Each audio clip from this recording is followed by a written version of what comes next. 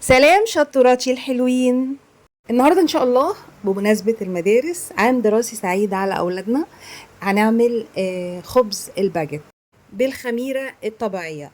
هعمله لكم بطريقة سهلة وبسيطة ومختلط بين العيش الفينو وكمان السوردو. طبعا شايفين طري ازاي وطعمه في منتهى الروعة. يلا بينا بقى نشوف بيتعمل ازاي. يلا معايا. طبعا المكون الرئيسي لوصفة النهاردة الخميرة الطبيعية. طبعا أنا عملتها لكم قبل كده من سنة، وقلت عملتها لكم بالتفصيل الممل لدرجة ان الفيديو كان طويل. فهحط لكم الرابط بتاعها في التعليقات، او تخشوا على صفحتي على الفيس او اليوتيوب باسم مطبخ جدتي الشطورة. طبعا هنا الخميرة لازم انشطها قبل ما اعمل الوصفة بتاعتنا ب3 ساعات او 4 ساعات على حسب ما تنشط معاكي.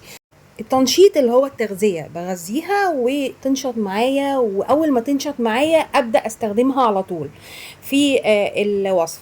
طبعا المكونات هحطها لكم على الشاشة، تقدروا تاخدوها، توقفوها وتاخدوها سكرين شوت.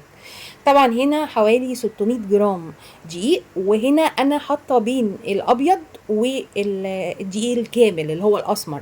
عامله ال 600 جرام خلط بين الدقيق الابيض والدقيق الاسمر. طبعا هنا تقدري تستخدمي دقيق متعدد الاغراض اللي هو للخبز، وطبعا النوع اللي انتي بتحبيه وبتستخدميه دايما. بحط الميه حوالي 250 لتر ميه، ولو عايز اكتر ممكن تحطي نص كوبايه او كوبايه جنبك لان الدقيق بيختلف. بغطي العجينه حوالي نص ساعه لغايه ما تشرب الميه، الدقيق يشرب الميه ويبدا يبان في المطه شويه.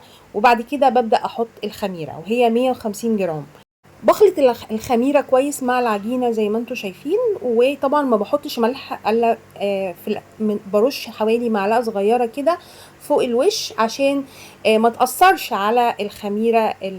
طبعا هي خميره طبيعيه فمش عايزاها تتاثر، فما بحطش ملح في العجينه، بحطها بس فوق الوش لغايه ما تخمر، بس اول تخميره بس للعجينه. اول تخميره بتبقى زي ما انتم شايفين. هي انا هعملها زي ما قلت لكم، هنعمل خلط بين عجينه الباجيت والفينو والساوردو. فعجينه الساوردو بتخمر 3 مرات، فهخمرها 3 مرات. دي اول تخميره للعجينه. وطبعا هنا انا برش ايدي ميه عشان ما تلزقش العجينه في ايدي. بحاول اهبطها زي ما انتم شايفين وقلتها بالراحه، اطلعها كده وانزلها بالراحه، مش لازم تلتيها قوي، يعني مجرد بس ان انتي تنزليها وتفضلي تعمليه عشان كمان العرق بتاع العجينه يظهر. برش برضو ايدي بالميه وافضل اطلعها وانزلها بكل بساطه وبهدوء كده. زي ما انتم شايفين بطلعها وانزلها وبعد كده بغطيها واسيبها تخمر. بعد كده ابدأ تاني مرة اعملها نفس الطريقة بتاعت اول مرة. بشيل برضو الفوطة وابدأ برضو ارش ايدي بالمية عشان ما تلزقش مني. طبعا تاني مرة مش هتلزق، يعني انتي بتبدأي ايه، مش هتلزق قوي زي اول مرة. برضو نفس الحكاية بهبطها زي ما انتوا شايفين. وطبعا دي تفاصيل لازم تعمليها عشان العجينة تطلع معاكي حلوة وكمان العيش يطلع معاكي طري وكمان مظبوط. طبعا برضو بطلعها وانزلها برضو بهدوء، مش لازم لت جامد قوي، يعني مش لازم تعمليها زي العيش كده الفلاحي، لا، بتنزليه وتطلعيه وتغطيها برضو وتسيبيها تخمر. دي بقى تالت مرة واخر مرة. طبعا هبدأ اهبطها زي ما انتوا شايفين كده، والمرة دي مش هحط في ايدي مية. طبعا شايفين العجينة خمرت ازاي، طالما خمرت كده يبقى الخميرة مظبوطة معاكي.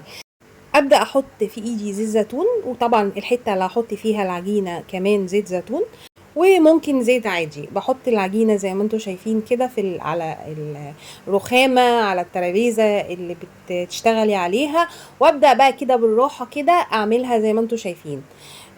قلتها بالراحه كده وابدا اقسمها. طبعا هنا تبداي تقسميها زي ما انت عايزه كام رغيف عيش، او ممكن تعمليها سوردو، تقسميها على حسب نصين كده وتعمليها سوردو. طبعا السوردو هعمله لكم بعد كده ان شاء الله في فيديو تاني، لانه التسوية بتاعته مختلفة عن الباجيت، وطريقته في التسوية مختلفة جدا، لانه عايز حلة معينة او حاجة معينة تسويه بيها. ان شاء الله ابقى اعمله لكم في فيديو تاني. طبعا هنا ابدا اقسمها على حسب الحجم بتاع العيش، او ممكن كمان توزنيهم على حسب ما انت عايزه، وابدا اكوره بالشكل اللي انتوا شايفينه ده. اكور كل الكميه بالشكل ده واسيبها تخمر. وطبعا الزيت الزيتون دايما تحطيه من تحت وبايدك. زيت الزيتون من الزيوت اللي بتخلي العجينه طريه وبتديها طراوه جميله جدا، حتى لو حطيتيه في العجينه. بسيب العجينه ترتاح حوالي نص ساعه، وابدا بعد كده افردها بالشكل اللي انتوا شايفينه ده عشان اعمل الباجيت. بعد كده بفردها بالشكل ده والفها، وانا بلف اضغط عليها، ولازم تضغطي كويس عشان ما تفتحش منك. خلي بالك من النقطة دي كويس جدا، لان هي لما بتخمر بتفتح، فاقفليها كويس كل مرة بتلفيها. بعمله بالشكل ده، واعمل كل الكمية زي ما انتوا شايفين نفس الحكاية. بفرده كده وبعد كده بلفه بالشكل ده، وطبعا ايدي بدهنها بالزيت والف كده واضغط عليه كويس جدا. بالنسبه لحجم العيش ممكن تعمليه زي ما انت عايزه، صغير كبير على حسب ما تحبي، دي حريتك بقى في التشكيل. طبعا هنا فوطه نضيفه وبعملها بالشكل ده عشان اخمر العيش فيها. طبعا الفوطه بتبقى اسهل لان هي بتبقى خشنه، او اي قماشه خشنه، وبحط فيها دقيق بالشكل ده، واحط العيش فيها عشان اخمره. بسيبه بقى يخمر. طبعا هنا انا بوريكم ازاي بيتعمل كذا مره عشان يبقى سهل عليكم ان انتوا تعملوه. طبعا بضغط زي ما انتوا شايفين كده، كل ما الفها اضغط واقفلها كويس جدا بالشكل اللي انتوا شايفينه. طبعا هنا زادت حته عجينه فحاولت اعملها زي السوردو. طبعا السوردو عجينته مختلفه شويه، مش بيبقى ماسك قوي كده زي الباجيت، فهعمله لكم ان شاء الله في فيديو تاني، وطريقه تسويته برضو هنزلها ان شاء الله، انتظروني. طبعا بالنسبه للباجيت طبعا انا قلت لكم هخمره في حته فوطه وغطيته وسبته يخمر.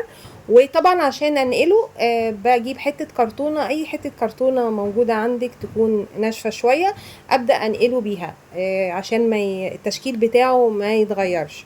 بنقله بالشكل ده في الصاجه. طبعا هنا صاجه خاصه بالعيش الباجيت او الفينو او العيش الافراندي على حسب المسميات في كل بلد. طبعا قولوا لي في التعليقات اسم العيش الفينو زي ما احنا بنسميه في مصر عندكم اسمه ايه. طبعا هنا عشان اعمل التشكيل بقى اللي هو افتح بيه العجينه، طبعا هنا ممكن تستخدميه في الباجيت او في كمان الساردو. موس، اي موس طبعا لسه فاتحاه زي ما انتم شايفين، والسيغ بتاع الشيش طاووق اللي هو الخشب، وابدا احطه بالشكل اللي انتم شايفينه ده. احطه في الفتحه بتاعه الموس من النص كده واعمله. بس طبعا تعمليها بحرص جامد جدا، يعني حرص عشان ما تتعوريش، عشان ما يحصلش حاجه وتتعوري وتقولي انا السبب وتدعي عليا. انا بقول لكم خلي بالك وانتي بتعملي. طبعا هنا زي ما انتم شايفين كده، طبعا الموز ده بستخدمه كذا مره وبحطه بالشكل ده وبشكل العجينه زي ما انتم شايفين.